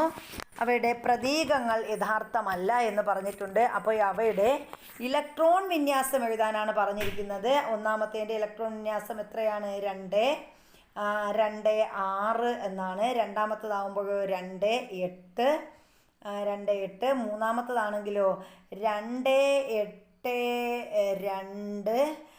നാലാമത്തേതാണെങ്കിൽ 2, 8, 8. അപ്പോൾ ഇതാണ് നമ്മുടെ അതിൻ്റെ ഇലക്ട്രോൺ വിന്യാസം എഴുതിയത്. അടുത്ത നമ്മൾ സംക്രമണ മൂലകങ്ങളെക്കുറിച്ചാണ് പറയുന്നത്. പീരിയോഡിക് ടേബിളിൽ 3 മുതൽ 12 വരെയുള്ള 10 ഗ്രൂപ്പുകൾ ഉൾപ്പെടുന്ന മൂലകങ്ങളെയാണ് നമ്മൾ എന്തെന്ന് പറയുന്നത്? സംക്രമണ മൂലകങ്ങൾ എന്ന് പറയുന്നത് അല്ലേ? അപ്പം നിങ്ങൾക്ക് പരിചിതമായ സംക്രമണ മൂലകങ്ങൾ ഏതെല്ലാമാണ്? അപ്പം നമുക്ക് പരിചയമുള്ള സംക്രമണ മൂലകങ്ങൾ ഏതൊക്കെയാണെന്ന് കണ്ടെത്തുക. പീരിയോഡിക് ടേബിളിൻ്റെ സഹായത്താൽ കണ്ടെത്താൻ പറഞ്ഞിട്ടുണ്ട്. പരിചയമുള്ള സംക്രമണ മൂലകങ്ങളെ കണ്ടെത്താനായിട്ട് പറഞ്ഞിട്ടുണ്ട്. ഏത് പീരീഡും അവയെല്ലാം ലോഹങ്ങളാണോ എന്ന് ചോദിച്ചിട്ടുണ്ട്. അപ്പോൾ സംക്രമണ മൂലകങ്ങളിൽ എങ്ങനെയാണ്? സംക്രമണ മൂലകങ്ങളിൽ ലോഹങ്ങളും അലോഹങ്ങളും ഉപലോഹങ്ങളും ഒക്കെ ഉൾപ്പെടാം. ഇനി അപ്പോൾ അവയെല്ലാം ലോഹങ്ങളാണോ എന്ന് ചോദിച്ചിട്ടുണ്ട്. അവയെല്ലാം ലോഹങ്ങളാണോ?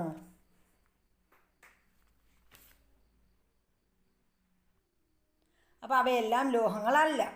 ഇനി ഏത് പീരീഡ് മുതലാണ് സംക്രമണ മൂലകങ്ങൾ കാണപ്പെടുന്നത്? അപ്പം നമുക്കറിയാം സംക്രമണ മൂലകങ്ങൾ കാണപ്പെടുന്നത് 3 മുതൽ 12 വരെയുള്ള ആ ഒരു 3 മുതൽ 12 വരെയാണ് നമ്മൾ സംക്രമണ മൂലകങ്ങൾ സാധാരണയായിട്ട് പറയുന്നത്. ഇനി ഏത് പീരീഡിലാണ് സംക്രമണ മൂലകങ്ങൾ കാണപ്പെടുന്നത് എന്ന് ചോദിച്ചാൽ 4-ാം പീരീഡിലാണ് എന്ത് കാണപ്പെടുന്നത്? സംക്രമണ മൂലകങ്ങൾ കാണപ്പെടുന്നത്. ഇത് താഴെ തന്നിട്ടുണ്ട്. പീരിയോഡിക് ടേബിളിൻ്റെ ഇടതുഭാഗത്ത് പൊതുവെ ലോഹ സ്വഭാവം കൂടിയ 1ഉം 2ഉം ഗ്രൂപ്പ് മൂലകങ്ങളും വലത് ഭാഗത്ത് പൊതുവെ ലോഹ സ്വഭാവം കുറഞ്ഞ 13 മുതൽ 18 വരെയുള്ള ഗ്രൂപ്പുകളിലെ മൂലകങ്ങളുമാണല്ലോ കാണപ്പെടുന്നത്. ഇതിൻ്റെ അടിസ്ഥാനത്തിൽ സംക്രമണ മൂലകങ്ങളുടെ സ്ഥാനം എങ്ങനെ സൂചിപ്പിക്കാമെന്ന് ചോദിച്ചിട്ടുണ്ട്. ലോഹ സ്വഭാവം കൂടിയ മൂലകങ്ങൾക്കും ലോഹ സ്വഭാവം പൊതുവെ കുറഞ്ഞ മൂലകങ്ങൾക്കും ഇടയിലാണ് ഇവയുടെ സ്ഥാനം. അപ്പോൾ സംക്രമണ മൂലകങ്ങളുടെ സ്ഥാനം ചോദിച്ചാൽ നമുക്ക് പറയാം ലോഹ സ്വഭാവം കൂടിയ മൂലകങ്ങൾക്കും ലോഹ സ്വഭാവം പൊതുവെ കുറഞ്ഞ മൂലകങ്ങൾക്കും ഇടയിലാണ് ആരുടെ സ്ഥാനം? നമ്മുടെ സംക്രമണ മൂലകങ്ങളുടെ സ്ഥാനം എന്ന് പറയുന്നത്.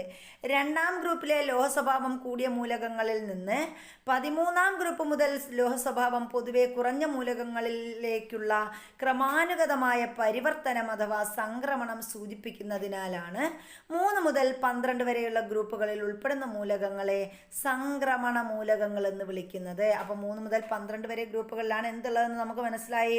സംക്രമണ മൂലകങ്ങൾ ഉള്ളതെന്ന് മനസ്സിലായി. എന്തുകൊണ്ടാണ് സംക്രമണ മൂലകങ്ങൾ എന്ന് ഈ 3 മുതൽ 12 വരെയുള്ള ഗ്രൂപ്പുകളിൽ ഉൾപ്പെടുന്ന മൂലകങ്ങളെ വിളിക്കുന്നു. അതിനുള്ള കാരണം എന്താണ്? ഇവിടെ നമ്മൾ പറഞ്ഞു എന്ത്? 2ാം ഗ്രൂപ്പിലെ ലോഹസ്വഭാവം കൂടിയ മൂലകങ്ങളിൽ നിന്ന് 13ാം ഗ്രൂപ്പ് മുതൽ ലോഹസ്വഭാവം പൊതുവെ കുറഞ്ഞ മൂലകങ്ങളിലേക്കുള്ള ക്രമാനുഗതമായ പരിവർത്തനം അല്ലെങ്കിൽ സംക്രമണമാണ് എന്ത് സൂചിപ്പിക്കുന്നത്? ഈ 3 മുതൽ 12 വരെയുള്ള ഗ്രൂപ്പുകളിൽ ഉൾപ്പെടുന്ന മൂലകങ്ങളെ സംക്രമണ മൂലകങ്ങൾ എന്ന് വിളിക്കുന്നത്. സംക്രമണ മൂലകങ്ങളുടെ മറ്റൊരു പ്രത്യേകത ഇവിടെ പറഞ്ഞിട്ടുണ്ട്. നമുക്കത് എന്താണെന്ന് നോക്കാം. 4-ാം പീരീഡിലെ ഏതാനും മൂലകങ്ങളുടെ ഇലക്ട്രോൺ വിന്യാസം പട്ടിക 2.9 നൽകിയിട്ടുണ്ട്. അപ്പോൾ എന്താണ്? 4-ാമത്തെ പീരീഡിലെ ചില മൂലകങ്ങളുടെ ഇലക്ട്രോൺ വിന്യാസം തന്നിട്ടുണ്ട്. അത് നമുക്കൊന്ന് നോക്കാം. അപ്പോൾ ഇവിടെ ഗ്രൂപ്പ് നമ്പർ പറഞ്ഞിട്ടുണ്ട്, അതുപോലെ ഇലക്ട്രോൺ വിന്യാസവും പറഞ്ഞിട്ടുണ്ട്. അപ്പോൾ ഒന്നാമത്തെ നമ്മുടെ പൊട്ടാസ്യം 1-ാമത്തെ ഗ്രൂപ്പിൽ ഉൾപ്പെടുന്നതാണ് പൊട്ടാസ്യം. പൊട്ടാസ്യത്തിൻ്റെ ഇലക്ട്രോൺ വിന്യാസം 2881 എന്നതാണ്. അത് നമുക്കറിയാം. ഇനി ഏതാണ്? 2-ാമത്തെ ഗ്രൂപ്പിൽ വരുന്നതാണ് കാൽസ്യം. കാൽസ്യത്തിൻ്റെത് 20ആണ്, 2882ആണ്. 3-ാമത്തെ ഗ്രൂപ്പിൽ വരുന്നതാണ് സീസിയം. അപ്പോൾ സീസിയത്തിൻ്റെ 2892ആണ്, അതിൻ്റെ 21ആണ് അറ്റോമിക നമ്പർ. പിന്നീട് വരുന്നത് 4-ാമത്തെ ഗ്രൂപ്പ് നമ്പറിൽ വരുന്നതാണ് നമ്മുടെ ടൈറ്റാനിയം. 22-ാമത്തെ അറ്റോമിക നമ്പറാണുള്ളത്. 2812 എന്നതാണ് നമ്മുടെ ടൈറ്റാനിയത്തിൻ്റെ ഇലക്ട്രോൺ വിന്യാസം. അതുപോലെ തന്നെ ഏതാണ്? ഇനി വെനേഡിയമാണ് 5-ാമത്തെ ഗ്രൂപ്പിൽ വരുന്നത്. 23-ാമത്തെ അറ്റോമിക സംഖ്യയാണുള്ളത്. 2811 എന്നതാണ് അതിൻ്റെ ഇലക്ട്രോൺ വിന്യാസം എന്ന് പറയുന്നത്. 1ഉം 2ഉം ഗ്രൂപ്പുകളിലെ മൂലകങ്ങളിൽ ഇലക്ട്രോൺ വന്നു ചേരുന്നത് അവസാന ഷെല്ലിലാണ് എന്ന് പട്ടികയിൽ നിന്ന് വ്യക്തമാണല്ലോ. അപ്പം നമുക്ക് നോക്കാം. 1ഉം 2ഉം ഗ്രൂപ്പുകളിലെ മൂലകങ്ങളിൽ ഇലക്ട്രോൺ വന്നു ചേരുന്നത് എപ്പോഴാണ്? അവസാന ഷെല്ലിലാണല്ലേ എന്നാണ് നമുക്കിത് പട്ടികയിൽ നിന്ന് മനസ്സിലാക്കാൻ പറ്റുന്നത്. അപ്പോൾ ഈ അവസാനത്തെ ഷെല്ലിൽ നോക്കിയേ, 1-ാമത്തെ ഗ്രൂപ്പിൽ 1 വരുന്നുണ്ട്, 2-ാമത്തെ ഗ്രൂപ്പിലൊക്കെ ആണെങ്കിൽ എന്താണ് 2 വരുന്നുണ്ട്. അപ്പോൾ ഇത് 1ഉം 2ഉം മൂലകങ്ങളുടെ അവസാന ഷെല്ലിലാണ് എന്ത് വരുന്നത്? ഈ ഒരു ബാഹ്യതമ ഷെല്ലിന് ഇവിടെയാണ് എന്ത് വന്ന് ചേരുന്നത്? 1ഉം 2ഉം ഗ്രൂപ്പുകളിലെ മൂലകങ്ങളിൽ ഇലക്ട്രോൺ വന്ന് ചേരുന്നത് എന്ന് നമുക്ക് മനസ്സിലാക്കാം. അതായത് അതിൻ്റെ അവസാന ഷെല്ലിലാണ്. എന്നാൽ 3, 4, 5 എന്നീ ഗ്രൂപ്പുകളിൽ ഇലക്ട്രോൺ ചേർക്കപ്പെടുന്നത് ബാഹ്യതമ ഷെല്ലിന് തൊട്ട് മുമ്പിലുള്ള ഷെല്ലിലാണ്. അപ്പോൾ 3, 4, 5 എന്നീ ഗ്രൂപ്പുകളിൽ ഇലക്ട്രോൺ ചേർക്കപ്പെടുന്നത് എവിടെയാ? ബാഹ്യതമ ഷെല്ലിന് തൊട്ട് മുന്നിലുള്ള ഷെല്ലിലാണ് എന്ന് നമുക്ക് മനസ്സിലാക്കാം. 3, 4, 5. 6 മുതൽ 12 വരെയുള്ള ഗ്രൂപ്പുകളിലും ഇതേ രീതിയിലാണോ ഇലക്ട്രോൺ പൂരണം നടക്കുന്നതെന്ന് പീരിയോഡിക് ടേബിളിൻ്റെ സഹായത്തോടെ പരിശോധിക്കാനും പറഞ്ഞിട്ടുണ്ട്. അപ്പോൾ അതിനു മുമ്പ് നമുക്കിവിടെ ഒരു കൊച്ചു കോളം തന്നിട്ടുണ്ട്. ആ കോളത്തിലുള്ളതൊന്ന് വായിച്ചു പോകാം. 12-ാം ഗ്രൂപ്പ് മൂലകങ്ങളെക്കുറിച്ചാണ് ഇവിടെ പറഞ്ഞിരിക്കുന്നത്. 12-ാം ഗ്രൂപ്പിലെ മൂലകങ്ങൾ സംക്രമണ മൂലകങ്ങളായി പൊതുവെ പരിഗണിക്കപ്പെടുന്നു. അങ്ങനെ ഉണ്ടെങ്കിലും യഥാർത്ഥത്തിൽ അവ സംക്രമണ മൂലകങ്ങളല്ല. അപ്പോൾ 12-ാം ഗ്രൂപ്പിലെ മൂലകങ്ങൾ സംക്രമണ മൂലകങ്ങളായിട്ട് പരിഗണിക്കപ്പെടുന്നെങ്കിലും അതെന്തല്ല? സംക്രമണ മൂലകങ്ങൾ അല്ല. ഇതിനെക്കുറിച്ച് നമുക്ക് കുറച്ച് ഒക്കെ ഉയർന്ന ക്ലാസ്സിലോട്ട് പഠിക്കാനായിട്ട് സാധിക്കും. അപ്പോൾ ഇവിടെ നോക്കാം, നമ്മുടെ കാൽസ്യത്തിൻ്റെ കാര്യമാണ്. കാൽസ്യം സോഫ്റ്റ്വെയർ ഉപയോഗിക്കാമല്ലോ എന്നിവിടെ ചോദിച്ചിട്ടുണ്ട്. അപ്പോൾ അതിന് മുമ്പ് 3 മുതൽ 12 വരെയുള്ള 10 ഗ്രൂപ്പുകളിൽ സംക്രമണ മൂലകങ്ങളിൽ, അതായത് 3 മുതൽ 12 വരെയുള്ള ഗ്രൂപ്പുകളാണല്ലോ സംക്രമണ മൂലകങ്ങൾ എന്ന് പറയുന്നത്. അത് 10 ഗ്രൂപ്പുകളിൽ ഇലക്ട്രോൺ പൂരണം നടക്കുന്നത് ബാഹ്യതമ ഷെല്ലിൻ്റെ തൊട്ടുള്ളിലുള്ള ഷെല്ലിലാണ്. അപ്പോൾ ഈ 3 മുതൽ 12 വരെയുള്ള 10 ഗ്രൂപ്പുകളിൽ ഇലക്ട്രോൺ പൂരണം നടക്കുന്നത് എപ്പോഴാണ്? ബാഹ്യതമ ഷെല്ലിൻ്റെ തൊട്ട് ഉള്ളിലുള്ള ഷെല്ലിലാണ്. ഒരേ ഗ്രൂപ്പിൽ ഉൾപ്പെട്ട മൂലകങ്ങൾ ഗുണങ്ങളിൽ സാദൃശ്യം കാണിക്കുന്നുവെന്ന് നമ്മൾ ഇതുവരെ പഠിച്ചു. സംക്രമണ മൂലകങ്ങളും പൊതുവെ ഗ്രൂപ്പുകളിൽ സാദൃശ്യം പ്രകടിപ്പിക്കുന്നവയാണ്. സംക്രമണ മൂലകങ്ങൾ എന്ത് ചെയ്യുന്നു? ഗ്രൂപ്പുകളിൽ സാദൃശ്യം പ്രകടിപ്പിക്കുന്നുണ്ട്. എന്നാൽ സംക്രമണ മൂലകങ്ങൾ പീരിയഡിൽ എന്തെങ്കിലും പ്രത്യേകത കാണിക്കുന്നുണ്ടോ എന്നാണ് നോക്കുന്നത്. പട്ടിക 2.9 4-ാം പീരീഡിൽ ഉൾപ്പെട്ട ചില സംക്രമണ മൂലകങ്ങൾ നൽകിയിട്ടുണ്ട്. അവയുടെ ബാഹ്യതമ ഷെല്ലിലെ ഇലക്ട്രോണുകളുടെ എണ്ണത്തിൽ എന്തെങ്കിലും പ്രത്യേകതകളുണ്ടോ എന്ന് ചോദിച്ചിട്ടുണ്ട്. പൊതുവെ ഒരേ പീരിയഡിൽ ഉള്ള സംക്രമണ മൂലകങ്ങളുടെ ബാഹ്യതമ ഷെല്ലിലെ ഇലക്ട്രോണുകളുടെ എണ്ണം തുല്യമാണ് എന്ന് പറയാം. അപ്പോൾ പൊതുവെ ഒരേ പീരിയഡിലുള്ള സംക്രമണ മൂലകങ്ങളുടെ ബാഹ്യതമ ഷെല്ലിലെ ഇലക്ട്രോണുകളുടെ എണ്ണം തുല്യമാണ്. അതുകൊണ്ട് അവ പീരിയഡിലും രാസഗുണങ്ങളിലും സാദൃശ്യം കാണിക്കുന്നു. അതുകൊണ്ട് അവയ്ക്ക് എന്ത് ഉണ്ട്? അവ പീരിയഡിലും രാസഗുണങ്ങളിലും എന്ത് പ്രകടിപ്പിക്കുന്നു? സാദൃശ്യം പ്രകടിപ്പിക്കുന്നു. പട്ടിക 2.10 കൊടുത്തിട്ടുള്ള രാസവസ്തുക്കൾ പരിശോധിച്ച് അവയുടെ രസതന്ത്രം, നിറം എന്നിവ ടീച്ചറിൻ്റെ സഹായത്തോടെ കണ്ടെത്തി സയൻസ് ഡയറിയിൽ എഴുതാൻ പറഞ്ഞിട്ടുണ്ട്. അപ്പോൾ ഇവിടെ കുറച്ച് രാസപദാർത്ഥത്തിൻ്റെ പേരും അതിൻ്റെ രാസസൂത്രം നമ്മൾ എഴുതി കൊടുക്കണം. അതിൻ്റെ നിറം എന്താണെന്ന് നമുക്ക് പരീക്ഷണം നടത്താനാണ് കേട്ടോ. ആ പരീക്ഷണം നടത്തിയതിൻ്റെ റിസൾട്ട് നമ്മൾ കൊടുക്കണം. അപ്പോൾ ഇവിടെ എന്താ പറഞ്ഞിരിക്കുന്നത്? നമ്മുടെ നിക്കൽ സൾഫേറ്റിൻ്റെ രാസസൂത്രം എന്താണ്? നിക്കൽ സൾഫേറ്റ് NiSO4 ആണ്. NiSO4 ആണ് നിക്കൽ സൾഫേറ്റ്. അതിൻ്റെ നിറം എന്താണ്? മഞ്ഞ കലർന്ന പച്ച നിറമാണ്. മഞ്ഞ കലർന്ന പച്ച നിറമാണ് ഏതിനുള്ളത്? നമ്മുടെ നിക്കൽ സൾഫേറ്റിനുള്ളത്, അല്ലെങ്കിൽ നമുക്ക് യെല്ലോ ഗ്രീൻ എന്ന് പറയാം. ഇനി കോപ്പർ സൾഫേറ്റ് CuSO4 ആണ്. കോപ്പർ സൾഫേറ്റ് CuSO4 നിറം എന്താണ്? നീല നിറമാണ്. നമ്മുടെ കോപ്പർ സൾഫേറ്റിൻ്റെ നിറം നീലയാണ്. അടുത്ത് വരുന്നത് ഏതാണ്? കാൽസ്യം കാർബണേറ്റ് എന്താ? CaCO3 അതാണ് കാൽസ്യം കാർബണേറ്റ്. ഇനി അതിൻ്റെ നിറം എന്ന് പറയുന്നത് എന്ത് തന്നെയാണ്? വെള്ളയാണ്, വെള്ള. പൊട്ടാസ്യം പെർമാംഗനേറ്റിൻ്റെ KMnO4 എന്നതാണ് നമ്മുടെ പൊട്ടാസ്യം പെർമാംഗനേറ്റിൻ്റെ ഒരു രാസസൂത്രം എന്ന് പറയുന്നത്. അതിൻ്റെ നിറം എന്താണ്? പർപ്പിൾ നിറമാണ്. പർപ്പിളാണ് പൊട്ടാസ്യം പെർമാംഗനേറ്റ്. അടുത്ത് നമുക്ക് പറയാം കൊബാൾട്ട് നൈട്രേറ്റ് വരുമ്പോൾ എങ്ങനെയാണ് നമ്മൾ രാസസൂത്രം എഴുതുന്നത്? CONO3 ഇതിൻ്റെ നിറം എന്താണ്? പെയിൽ റെഡ് ആണ് ഈ ഒരു നമ്മുടെ കൊബാൾട്ട് നൈട്രേറ്റിൻ്റെ ആ ഒരു നിറം. പൊട്ടാസ്യം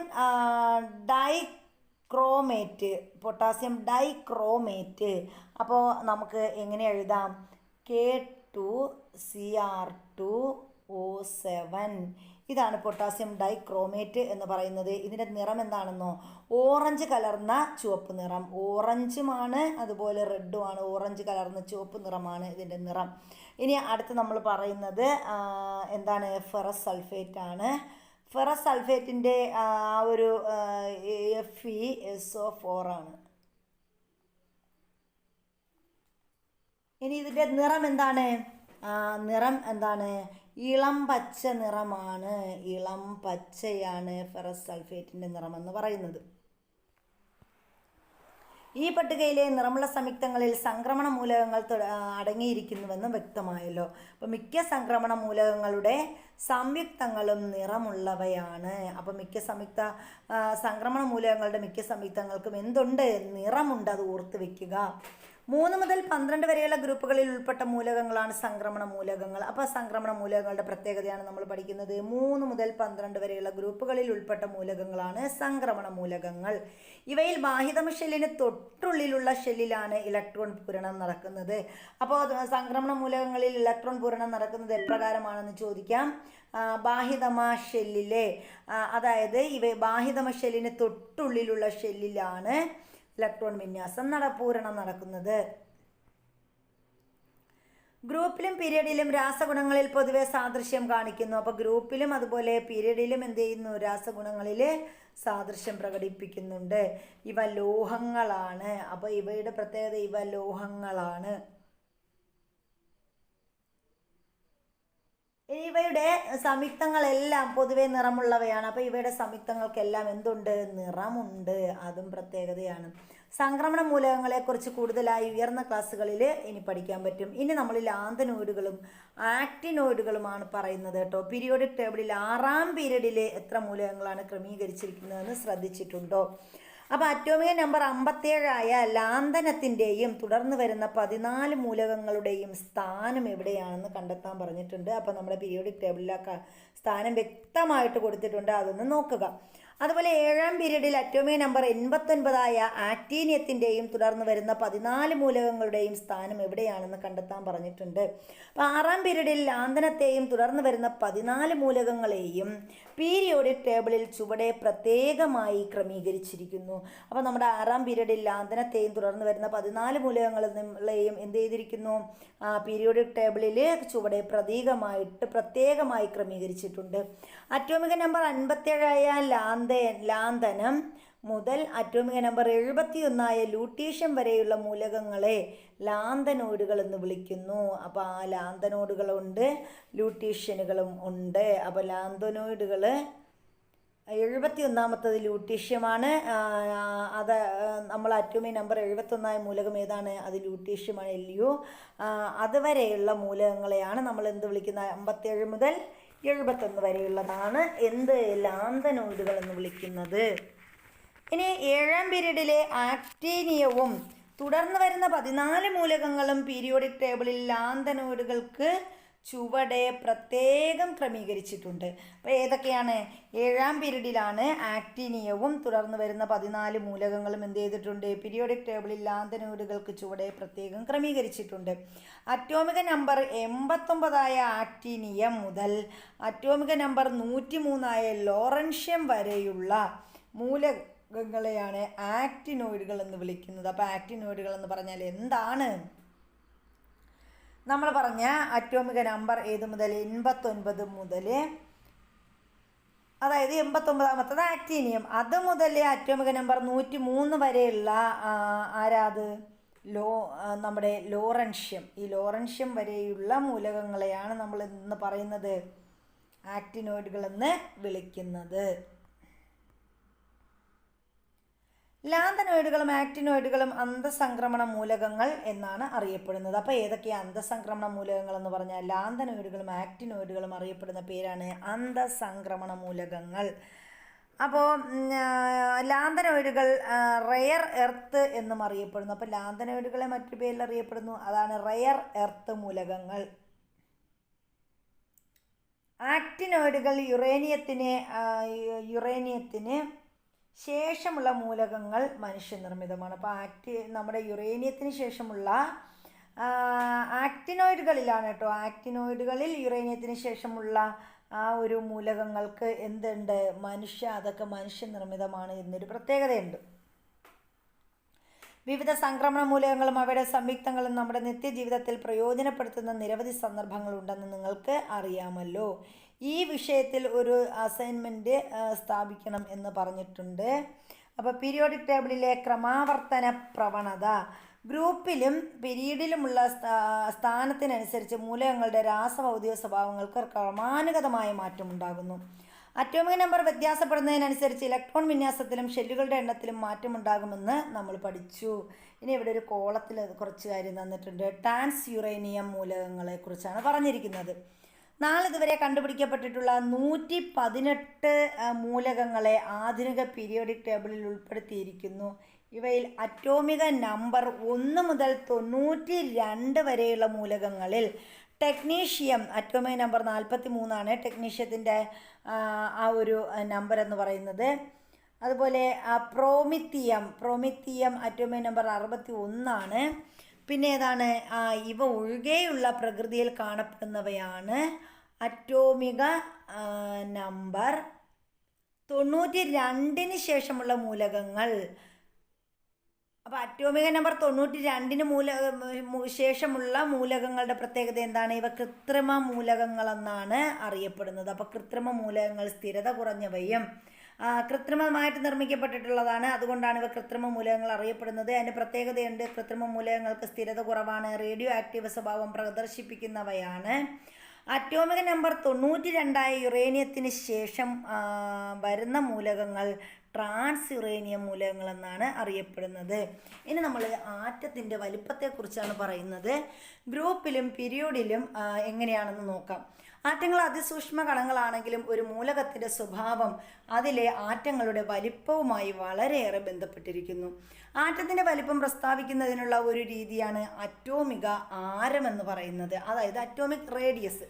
ന്യൂക്ലിയസിൻ്റെ കേന്ദ്രബിന്ദു മുതൽ ഇലക്ട്രോണുകൾ ഉൾക്കൊള്ളുന്ന ബാഹ്യതമ ഷെല്ലിലേക്കുള്ള ദൂരമായാണ് ഇത് കണക്കാക്കുന്നത്. ഇനി ആറ്റത്തിൻ്റെ വലിപ്പത്തെ സ്വാധീനിക്കുന്ന 2 പ്രധാന ഘടകങ്ങളുണ്ട്. അതിലൊന്നാമത്തേത് ന്യൂക്ലിയർ ചാർജ്, രണ്ടാമത്തേത് ഷെല്ലുകളുടെ എണ്ണം. ഗ്രൂപ്പ് 1 ഏതാനും മൂലകങ്ങൾ പട്ടിക 2.11 നൽകിയിട്ടുണ്ട്. അപ്പോൾ അതിനെക്കുറിച്ചാണ് ഇവിടെ പറഞ്ഞിരിക്കുന്നത്. എന്തൊക്കെയാണ്? ചില മൂലകങ്ങൾ ഗ്രൂപ്പ് 2 ചില മൂലകങ്ങൾ പറഞ്ഞിട്ടുണ്ട്. ഇനി അതിൻ്റെ അറ്റോമിക നമ്പർ, ഇലക്ട്രോൺ വിന്യാസം, ഷെല്ലുകളുടെ എണ്ണമൊക്കെ പറഞ്ഞിട്ടുണ്ട്. ഇനി ഒരു ഗ്രൂപ്പിൽ മുകളിൽ നിന്ന് താഴോട്ട് വരുംതോറും ഷെല്ലുകളുടെ എണ്ണത്തിന് എന്ത് സംഭവിക്കുന്നു? അപ്പോൾ ഗ്രൂപ്പിൽ മുകളിൽ നിന്ന് താഴേക്ക് വരുംതോറും ഷെല്ലുകളുടെ എണ്ണം കൂടി വരികയല്ലേ ചെയ്യുന്നത്. ഷെല്ലുകളുടെ എണ്ണം കൂടുന്നത് ആറ്റത്തിൻ്റെ വലിപ്പത്തെ എങ്ങനെ സ്വാധീനിക്കുന്നു? ഷെല്ലുകളുടെ എണ്ണം കൂടുന്നതിനനുസരിച്ച് ആറ്റത്തിൻ്റെ വലിപ്പം കൂടുന്നു. ന്യൂക്ലിയർ ചാർജ് ന്യൂക്ലിയസിനുള്ളിലെ പ്രോട്ടോണുകളുടെ എണ്ണത്തെ ആശ്രയിച്ചിരിക്കുന്നു എന്ന് നമുക്ക് പറയാം. അറ്റോമിക നമ്പർ കൂടുമ്പോൾ പ്രോട്ടോണുകളുടെ എണ്ണത്തിന് എന്ത് മാറ്റം ഉണ്ടാകുന്നു? അറ്റോമിക നമ്പർ കൂടുമ്പോൾ പ്രോട്ടോണുകളുടെ എണ്ണത്തിൽ എന്ത് മാറ്റമാണ് ഉണ്ടാകുന്നത്? ഇവിടെ പ്രോട്ടോണുകളുടെ എണ്ണവും എന്ത് ചെയ്യും? കൂടും. അപ്പോൾ അറ്റോമിക നമ്പർ കൂടുന്നതിനനുസരിച്ച് ന്യൂക്ലിയർ ചാർജിന് എന്ത് സംഭവിക്കുന്നു? ന്യൂക്ലിയർ ചാർജിൽ മാറ്റമുണ്ടാകുമോ? അവിടെ മാറ്റം ഉണ്ടാകുമോ? അപ്പം ന്യൂക്ലിയർ ചാർജ് കൂടുമ്പോൾ ന്യൂക്ലിയസിന് ബാഹ്യതമ ഇലക്ട്രോണുകളിലുള്ള ആകർഷണ ബലം കൂടുന്നു. അപ്പം ന്യൂക്ലിയസിൻ്റെ അറ്റോമിക നമ്പർ കൂടുമ്പോൾ എന്ത് ചെയ്യുന്നു? ന്യൂക്ലിയർ ചാർജ് കൂടും. ന്യൂക്ലിയർ ചാർജ് കൂടുമ്പോൾ ന്യൂക്ലിയസിന് ബാഹ്യതമ ഇലക്ട്രോണുകളിലുള്ള ആകർഷണ ബലം എന്ത് ചെയ്യും? കൂടുകയാണ് ചെയ്യുന്നത്. അപ്പോൾ ആറ്റത്തിൻ്റെ വലിപ്പത്തിന് എന്ത് മാറ്റം സംഭവിക്കുന്നു? ആറ്റത്തിൻ്റെ വലിപ്പവും കൂടുന്നു.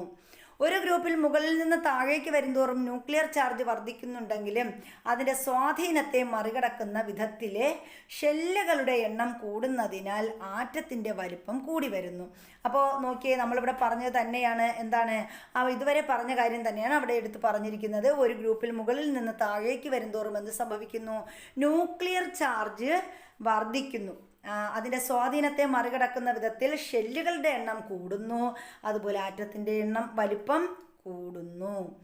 പീരിയോഡിക് ടേബിളിലെ 2ാം പീരീഡിൽ ഉൾപ്പെട്ട മൂലകങ്ങളുടെ ഇലക്ട്രോൺ വിന്യാസം ചുവടെ നൽകിയിരിക്കുന്നതാണ്. ഇവിടെ ഇലക്ട്രോൺ വിന്യാസം തന്നിട്ടുണ്ട്. അപ്പോൾ ഇനി നമുക്ക് പീരിയഡിൽ ഇടത്തു നിന്നും വലത്തോട്ട് പോകും തോറും ഷെല്ലുകളുടെ എണ്ണത്തിൽ എന്തെങ്കിലും മാറ്റം കാണുന്നുണ്ടോ?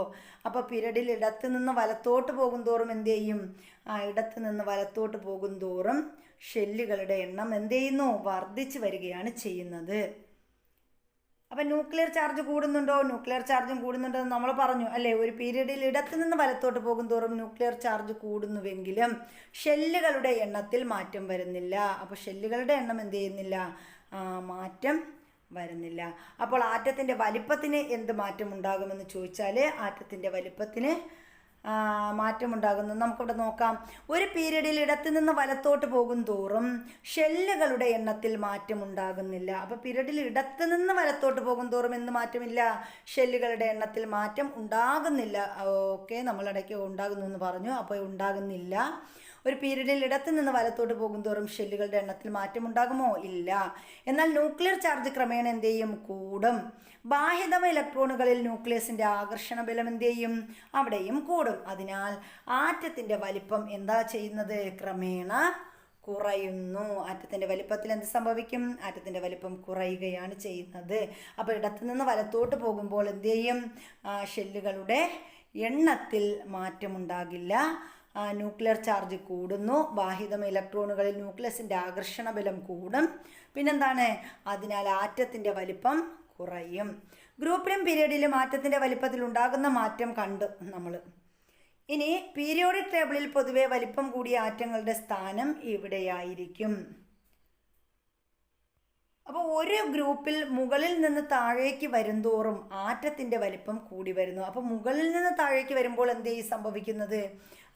നമ്മുടെ ആറ്റത്തിൻ്റെ വലിപ്പം കൂടി വരികയാണ് ചെയ്യുന്നത്. ഒരു പീരീഡിൽ ഇടത്തു നിന്ന് വലത്തോട്ട് പോകുന്തോറും ആറ്റത്തിൻ്റെ വലിപ്പം എങ്ങനെയായിരിക്കും? കുറഞ്ഞു വരും. അപ്പം നമ്മൾ ഇതുവരെ പറഞ്ഞെന്താണ്? പീരീഡിൽ ഇടത്തു നിന്ന് വലത്തോട്ട് പോകുമ്പോൾ ആറ്റത്തിൻ്റെ വലിപ്പം കുറവും, ഗ്രൂപ്പിൽ മുകളിൽ നിന്ന് താഴേക്ക് വരുന്തോറും ആറ്റത്തിൻ്റെ വലിപ്പം കൂടിയും വരും. അയോണീകരണ ഊർജം, ഇലക്ട്രോനെഗറ്റിവിറ്റി തുടങ്ങിയ ക്രമാവർത്തന പ്രവണതകളെക്കുറിച്ചാണ് ഇനി നമ്മൾ അടുത്ത ചാപ്റ്ററിൽ പഠിക്കുന്നത്. അതിന് മുമ്പ് ഇവിടെ ഒരു കോളം തന്നിട്ടുണ്ട്, നമുക്ക് ജസ്റ്റ് നോക്കി പോകാം. സ്ക്രീനിങ് പ്രഭാവം അല്ലെങ്കിൽ ഷീൽഡിംഗ് പ്രഭാവം എന്താണെന്ന് നോക്കാം. ഒരു ഗ്രൂപ്പിൽ മുകളിൽ നിന്ന് താഴേക്ക് വരുന്തോറും ഷെല്ലുകളുടെ എണ്ണം കൂടുന്നു. അപ്പോൾ മുകളിൽ നിന്ന് താഴേക്ക് വരുന്തോറും ഗ്രൂപ്പിൽ ഷെല്ലുകളുടെ എണ്ണം കൂടുന്നു. തൽഫലമായി ബാഹ്യതമ ഇലക്ട്രോണുകൾ ന്യൂക്ലിയസിൽ നിന്ന് അകലുന്നു. അപ്പോൾ എന്ത് ചെയ്യും? ബാഹ്യതമ ഇലക്ട്രോണുകൾ ന്യൂക്ലിയസിൽ നിന്ന് അകലുന്നു. ഉള്ളിലുള്ള ഷെല്ലുകളിലെ ഇലക്ട്രോണുകളുടെ എണ്ണം കൂടുന്നതിനനുസരിച്ച് ബാഹ്യതമ ഷെല്ലിലെ ഇലക്ട്രോണുകളിൽ ന്യൂക്ലിയസിനുള്ള ആകർഷണം ക്രമമായി കുറയുന്നു. അത് നോട്ട് ചെയ്ത് വയ്ക്കുക, സ്റ്റേറ്റ്മെൻ്റായിട്ട് ചോദിക്കാം. അപ്പോൾ നമ്മൾ ഉള്ളിലുള്ള ഷെല്ലുകളിൽ എന്ത് ചെയ്യും?